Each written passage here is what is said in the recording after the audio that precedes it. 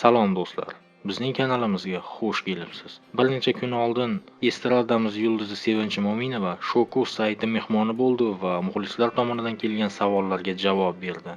Muxlislar tomonidan kelgan birinchi savol Sharof Muqimov va Sevinch Mo'minova o'rtasidagi munosabat haqida bo'ldi.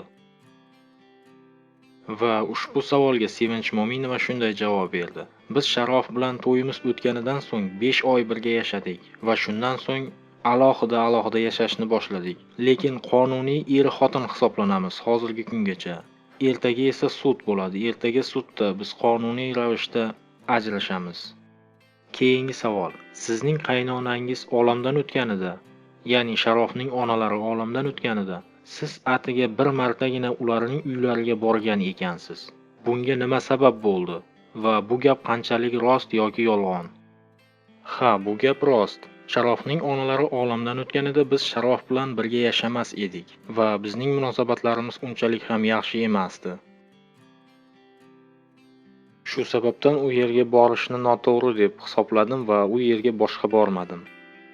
Keyingi savol. Siz oxirgi qo'shig'ingizga klip olish uchun aktyorni Ozarbayjondan olib keldingiz va odamlar orasida Sevinch va o'sha yigit o'rtasida sevgi muhabbat bor degan mishmishlar paydo bo'ldi.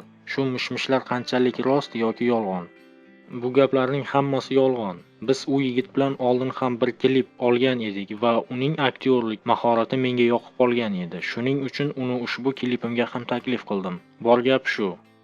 Keyingi savol. Sizlar turmush o'rtog'ingiz bilan nega ajrashgansizlar? Sevinch Mo'minova. To'yimiz o'tganidan so'ng bir oydan keyin biz alohida yashay boshladik. Shundan so'ng turmush o'rtog'im 2 kun men bilan, 2 kun ota-onasi bilan yashay boshladi va shu tariqa bir-birimizdan uzoqlasha boshladik. Menimcha bizning ajralishimizga mana shu eng katta sabab bo'lgan.